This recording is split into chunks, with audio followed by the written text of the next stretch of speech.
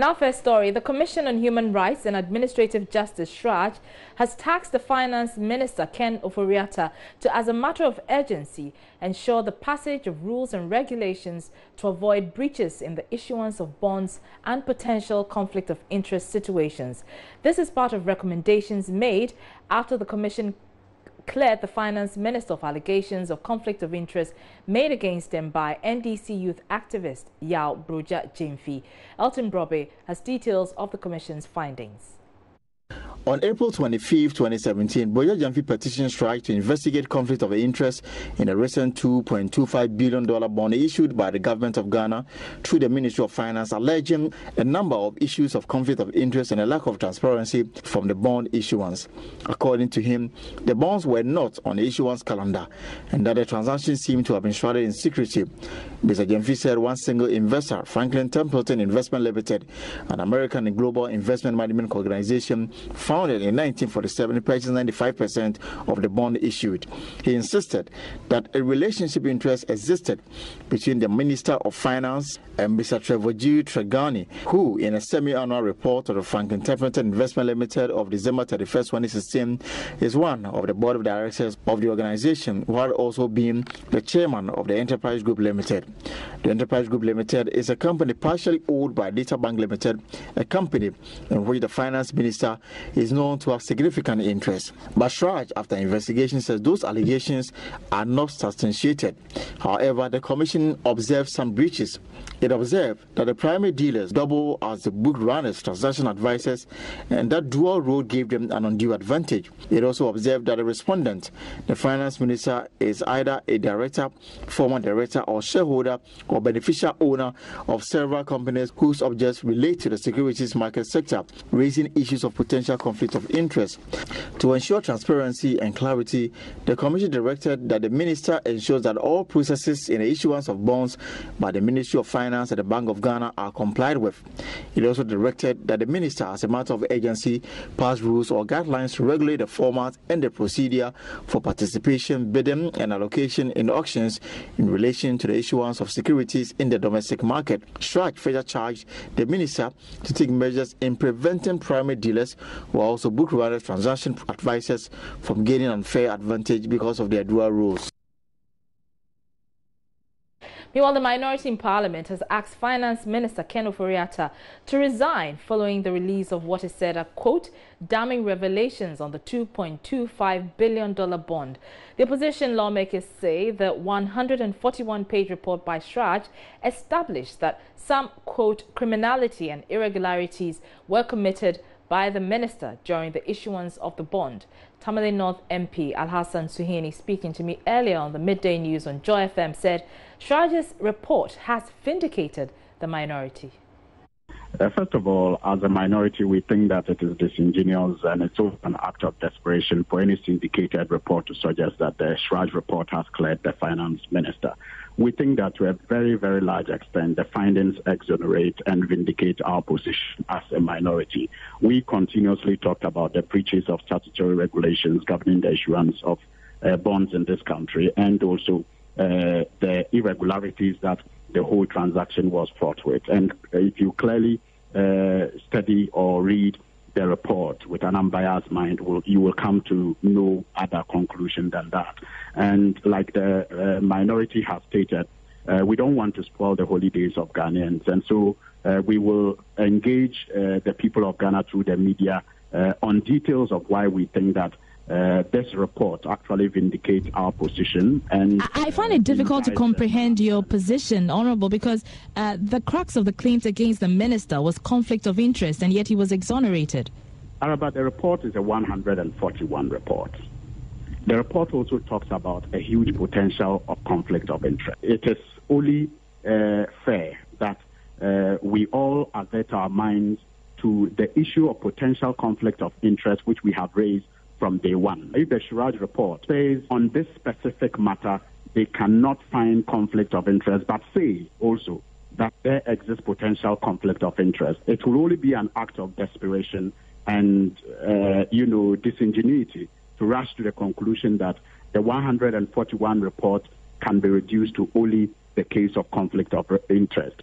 Because we think that the report also has revealed some criminality that we should also be concerned about. It has revealed the issue of potential conflict of interest that we should be concerned about. We also think that it has revealed issues of statutory regulations governing issuance of bonds that were breached, as we have stated from day one, and also the issue of irregularities that we have also stated from day one. So it should not just be reduced to one matter, because it was not one matter that went to. Let's stay a while longer on this issue, because economist Dr. Eric Osei-Esibe has downplayed the impact of Srage's findings on investor interest in the country's bonds in the future. I think the ruling is quite clear that the minister did not indulge in any conflict of interest. That was the key issue that was sent there. But of course, it found that it breaches some rules and regulations as far as bond issue is concerned. And so, for me, I think it's a learning process. I'm sure that it wasn't an intentional act for the finance ministry or the finance minister to sidestep the rules. Perhaps they took things for granted, and so it's a wake-up call for the ministry to ensure that going forward, those breaches are not repeated. I know for these institutional investors, they are very, very particular on these kind of things, the laws, crossing the T's, dotting the I's, and all those things. Could this, going forward, have an impact on those high level of interest that we have in our bond from these institutional investors? Because they are very, very particular about these things, and the fact that if the minister breaches or can breach some of these laws, then what will happen to our investment going forward if there is even a change in government and all those things? Well, I think after that, the ministry had issued some more bonds. I do not think it suffered the same fate as it did the earlier one, the very first one of the minister's reign. And so I think that since it did not repeat itself, the investor confidence is really not going to take it as a big issue. They might take it as a mistake. Just they overlooked certain key, rules or not too important rules and that kind of thing. But going forward, if it's not going to repeat itself, I don't think it's going to really have any negative impact. What we have to guard against is it doesn't repeat itself. And it's also important that there was no issue about conflict of interest. That would have dented any subsequent bond issue, And so now it's good that this issue has been cleared and the right recommendations have been given. And so what we expect the finance ministry to do is to comply strictly with these rules and regulations, because as you rightly said, the investor confidence are very key about some of these regulations and rules and others that ensure transparency of the process. It engender credibility of the whole process. Now, the Minerals Commission is engaging small-scale miners on ways to address illegal operations ahead of anticipated lifting of the ban on small-scale mining. The engagement is aimed at streamlining and sanitizing the system to reduce the destruction of the environment. Board Chairman of the Minerals Commission, Samson Kweku-Boafo, spoke to Love News' Prince Appiah after meeting with the Ghana Association of Small-Scale Miners in Kumasi. The meeting between the board of the Minerals Commission and the small-scale miners seeks to ascertain at first hand challenges miners face and how to resolve them. Board Chairman S.K. Boafo encourages the miners to form larger mining entities in order to reap the benefits of large-scale mining. Nobody's against mining, but we need to do the proper thing. So definitely the minister has made some statement that hopefully January, which is few days from now, we will be lifted, and that's why we want to come and meet with them, so that how we can have the modalities go forward, so that it's the bad nuts that affected the good people. So the way forward is that we need to arrest it once and for all, so that will continue to do the thing. Then secondly, foreigners are doing the big money. It is my hope during the tenure of the pop that we need some Ghanaians who also go into the last game. That will help us boost the business. And Ghana Beyond 8, that our president is speaking, and the Minister of Finance, will also be able to get all we need from the money industry if it's properly organized. I'm telling you, there will be no need for us to go and borrow at all. Leadership of the small-scale miners is excited about the engagement and the group operation proposals. Chairman Collins Osei Kusi wants a government to strengthen supervisory institutions to ensure regulations are complied with. What we are expecting is that they have promised that by the end of January they are going to allow us to go and work. So what we are expecting is that we want the government to resource the institution that monitor the small-scale mining activities, like the EPA and the Minerals Commission, because they monitor the activities of the small-scale miners. So that if anyone who doesn't go by the law, that person could be chased out or be punished. Because if they don't monitor, everybody will do whatever he or she likes. And we have also asked everybody to work according to the regulations. And we have task force. Our task force is there to monitor our own activities. So anyone who doesn't do the right thing to be chased out by our task force. We ourselves will arrest you. And we have planned that as time goes on, we the small-scale miners will come together to form to get a large scale. This is what we will put our resources together to get a large scale, to move to large scale or to get large scale, which is being owned by Ghanaians. Prince Apia reporting. You're still watching Joy News Prime. Still to come, residents of Dabokpa, a suburb of Tamale in the northern region, are asking for increased security following robbery attacks on the vicinity. Called me Massa. So when I raised my head, all what I could see was he pulled out an AK-47, then cocked the gun and pointed at me. Only God knows how I escaped, and all of us, we ran away. So they came in here, and then they took the bag that was containing the money, and then they removed the drawers, all what they could lay on. They took everything. Details when we return from this break.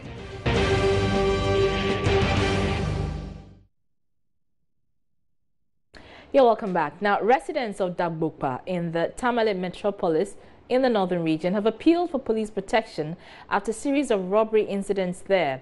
In the latest incident, one person sustained gunshot wounds and had to be rushed to the Tamale Teaching Hospital after some masked men with guns stormed the shop and made away with an amount of 16,000 Ghana cedis, injuring a neighbor in the process. Joy News' Hashmin Mohammed visited the scene and has come through with this report. Last night, some group of armed men in masks had stormed this particular area and attacked a mobile vendor in this particular community. It is the second in series of robbery attack in this particular community. This morning we are here at the Dabokpa community to talk to the residents. We also try and talk to the mobile vendor who was attacked to find out what really happened. It was around 7:30 p.m. When I was seated here with my friends and my workers. Actually, I have 3 workers, 2 ladies and a gentleman. So I was seated here taking my supper. The whole day I wasn't here. I was in the house doing some washing. So in the night I went to town and had some food. So I came and gave to the ladies. They took their supper. So I asked them to take over whilst I and the gentleman also take our supper. So we were just seated here taking the supper. All of a sudden, I didn't even know where he appeared from. It was the other guy who was standing. He saw that it was somebody who actually dropped him from a motorbike. So he walked towards us and greeted us in Dagbani and Anungula. So I responded and he called me Massa. So when I raised my head, all what I could see was he pulled out an AK-47, then cocked the gun and pointed at me. Only God knows how I escaped, and all of us, we ran away. So they came in here and then they took the bag that was containing the money, and then they removed the drawers, all what they could lay on. They took everything and they fled. This is the chair that they broke. That is the chair. And what else? They opened here. This was the drawers containing the other sums of money apart from the bags. So they took the bag. Then the other worker's bag was, he is a student nurse. So they picked the bag containing his certificates, his I think his handouts and a lot of documents. But fortunately my documents were not here because the whole day I wasn't here. And how much of a transaction did you make within that period? Well, actually, are you referring to the specific physical cash that was? Physical cash. It was more than 16,000, above 16,000 that was in the bag. And then in the drawers, I think about 300 or 500 cedis. So they took everything together with the over 16,000 that was in the bag and they left with it. So they started shooting and everybody started shouting, "Armed robbers, armed robbers." And that was when they intensified their shootings and they dispersed everybody. So it was later on that I heard that there was one military man who parked his car over there. So when he realized what was happening, he was heading towards his car too. I think he had a weapon. So as he headed towards the car, they turned their guns on him and they shot him. But fortunately, the bullets didn't get him, but it destroyed the windscreen of the car. For now, I can't even operate because that was the car. All the rest were now electronic cash. So for now, I would say I'm out of business. In the absence of the police to deal with security in the metropolis, the residents in this particular community say they may resort to instant justice. We are not safe. And I think this area, to the target area, we need a station here. And it's a police station because before you even call police, from the head of, what's the name, Tamale Central Police Station to this place is a distance. So at least the whole of this area, from here to Lamashegu, there's no police station. So at least we need the security men around here. We are not safe. All of us here, even those who are around Calabar area, or they heard the gunshot, but they could do nothing because the distance alone is something. So we need them. Though they usually come and stand at the junction here every night. But yesterday we don't know what happened. They were late. So we need the security men to be up and doing. Until the police service in the Tamale metropolis increase their patrol to protect businesses like this mobile vendor, they will always continue to be at the mercy of these armed robbers. For Joy News, Hashbin Mohammed reports from Tamale.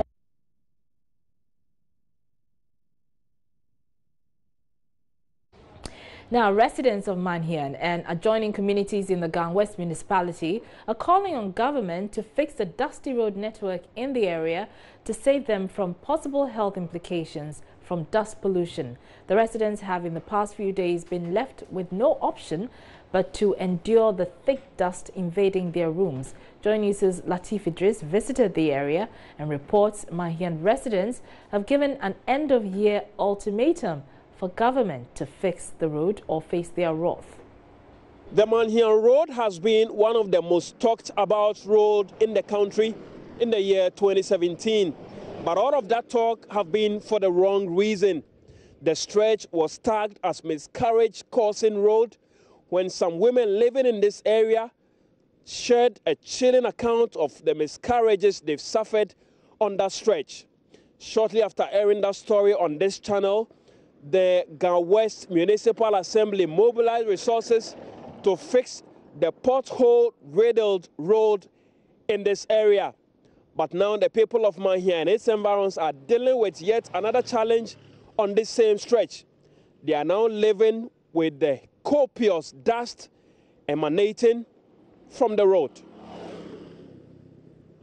The government has to come to our aid to help us on the road because this road has lied down more about, let me say, about 10 years, and always giving us stories, doing the road, this and that. But up to now, we haven't seen anything. And now, only about 2 days today, the contractor came and graded the road. No water on the road, dust here and here and there. Inside the stores, everything, everybody is complaining on the road. So I think the government should have to come and do something about the road.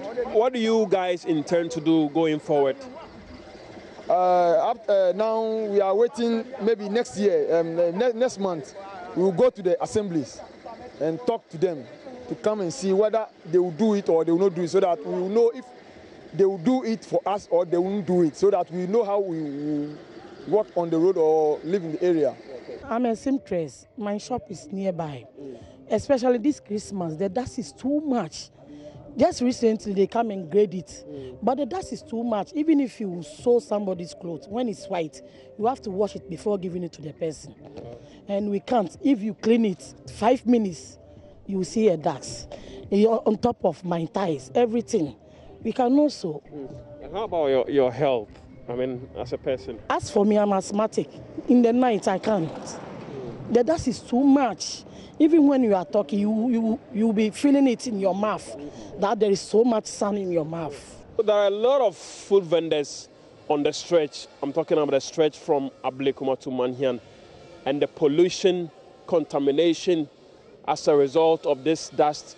That's not dear. And yet, yes, Emma code, Emma unya code. And I journey so I to say, what? The dust is just unbearable. For food vendors like myself, it is rather unfortunate that we always sell contaminated food to customers.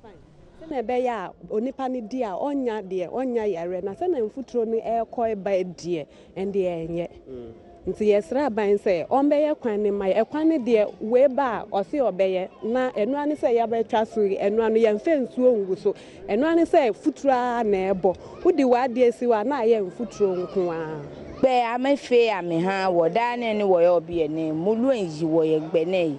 The main challenge in this area is the road network. They've failed to construct it for us, and we are constantly dealing with the dust.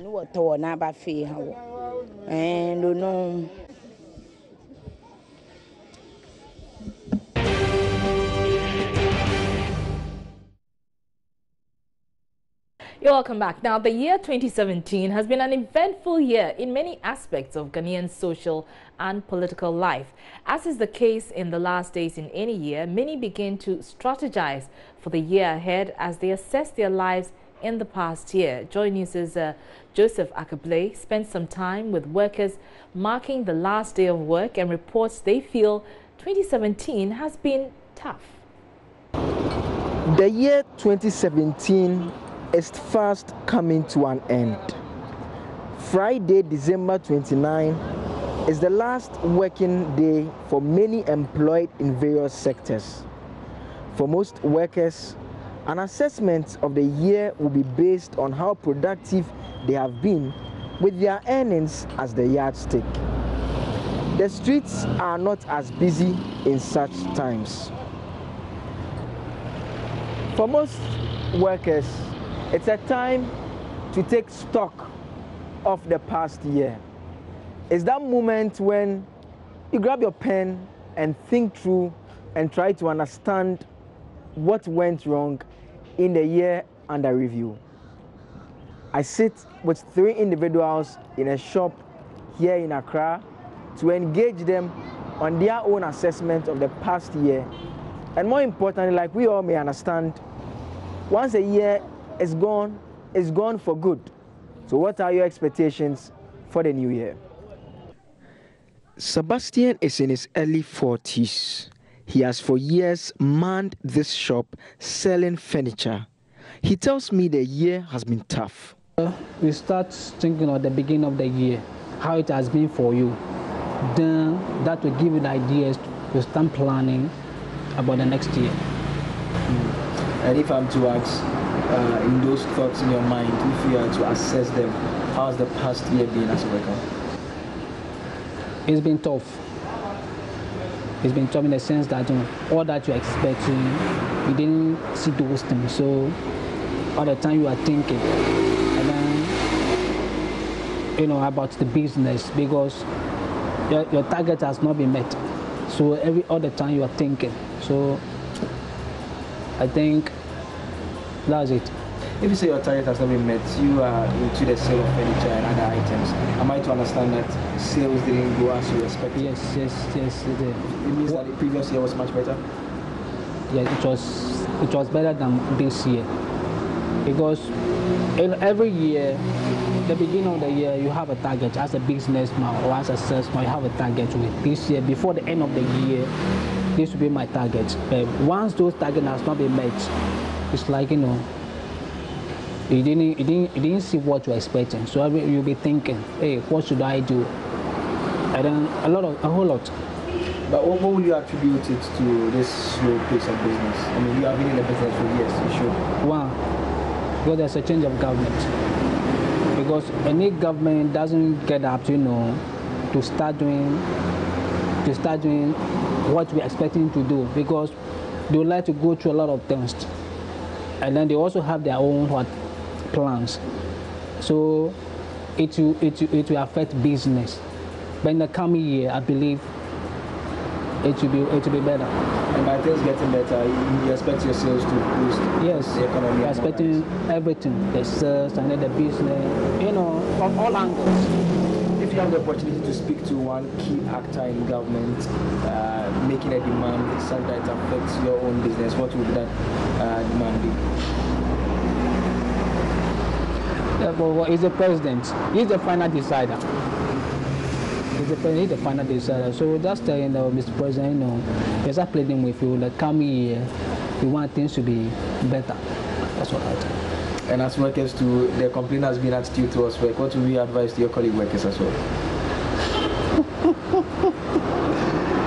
Well, we should be hardworking. That's what they are saying. Sometimes hard work, still hard work for things. So we should be hardworking. That's where, and then we should be hardworking and punctual too. Punctuality has been our biggest problem.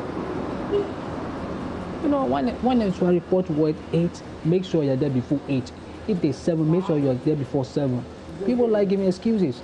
Oh, A, B, C, D. Oh, because of this. No. Punctuality and hardworking, and the door open. His other colleagues, Nana Osei Bobi, a consultant, and Kwesi Ofori, who also works in the shop, agree with Sebastian. Change of government to bar,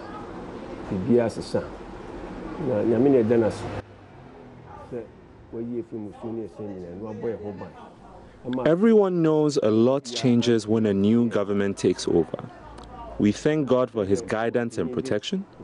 Government has laid the foundation, but we knew the start would be tough. We expect the new year to be much better with this foundation as basis.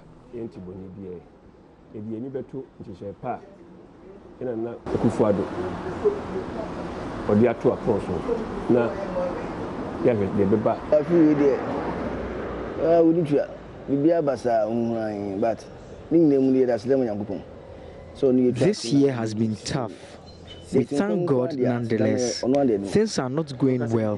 Sales are low.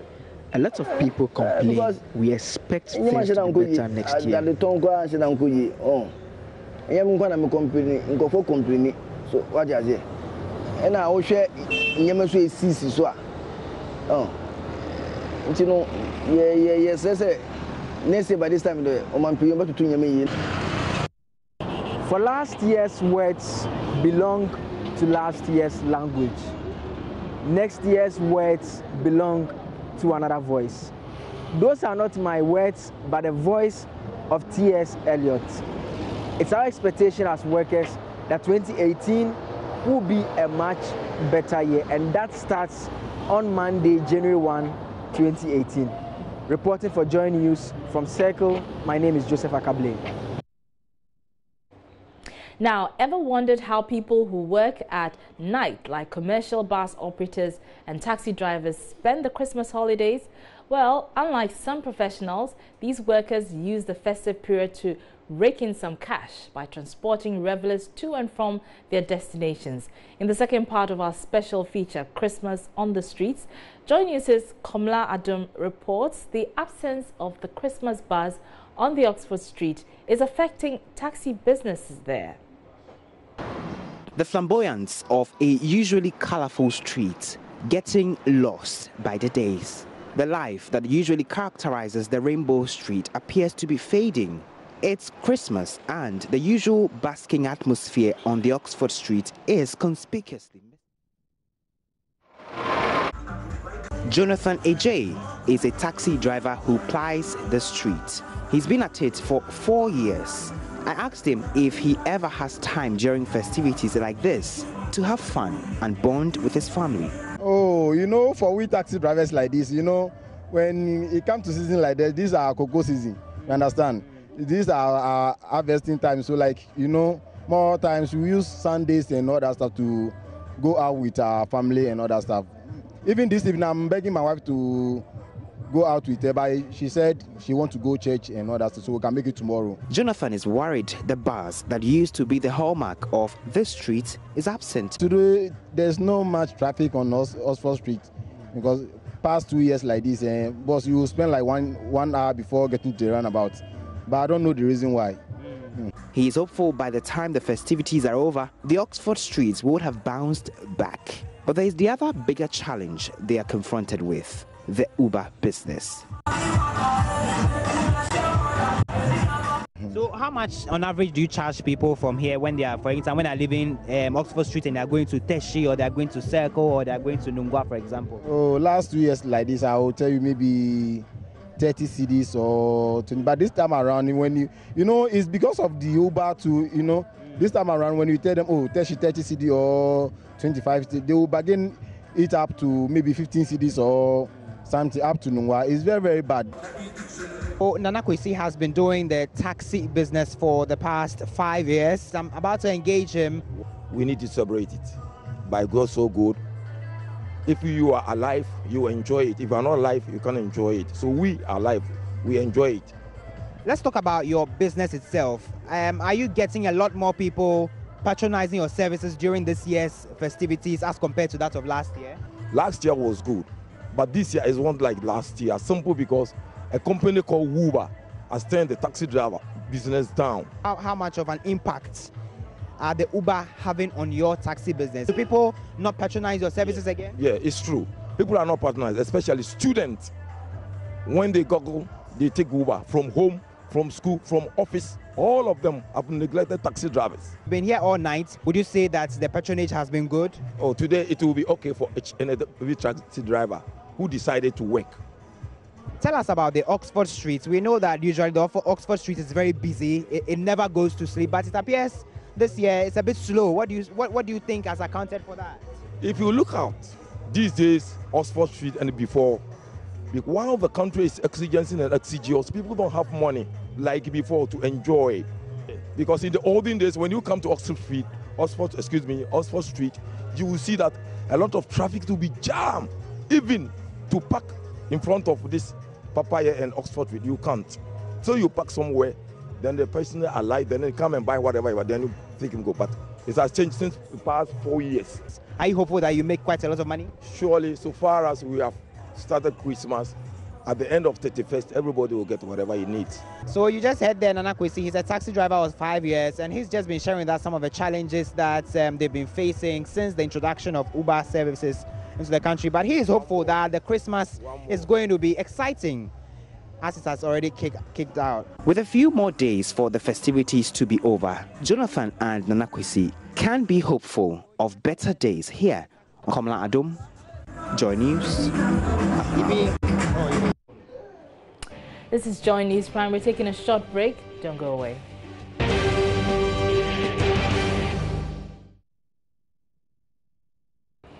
Now, property worth millions of cedis has been reduced to ashes in a fire outbreak at Ebuakwa Market in the Ashanti region.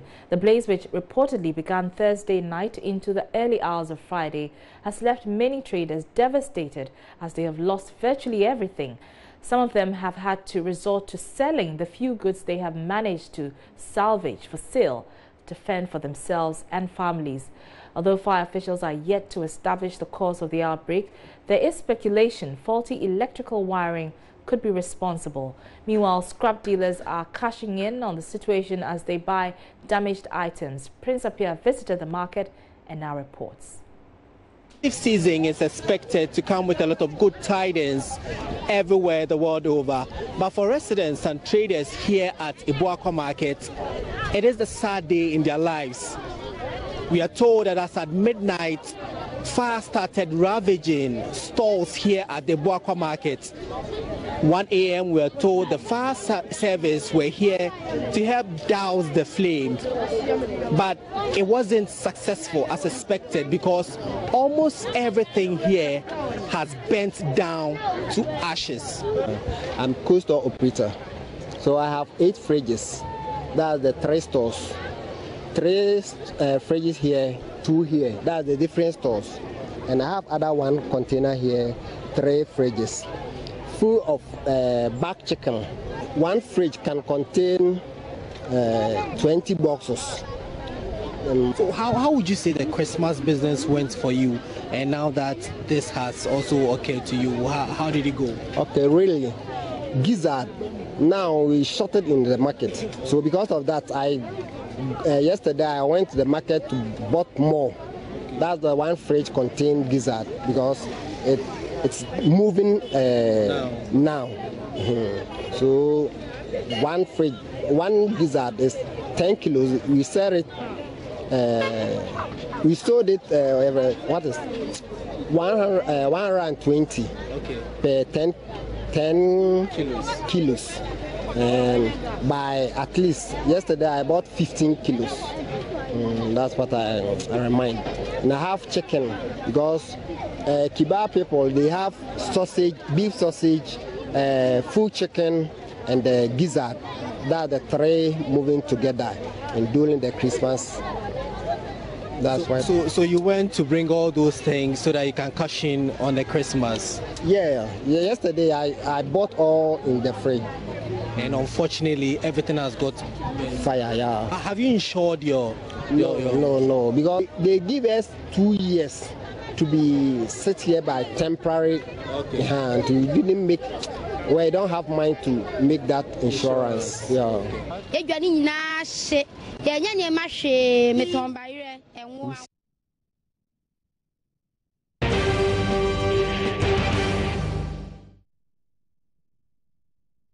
Thank you all very much for staying with us throughout the year.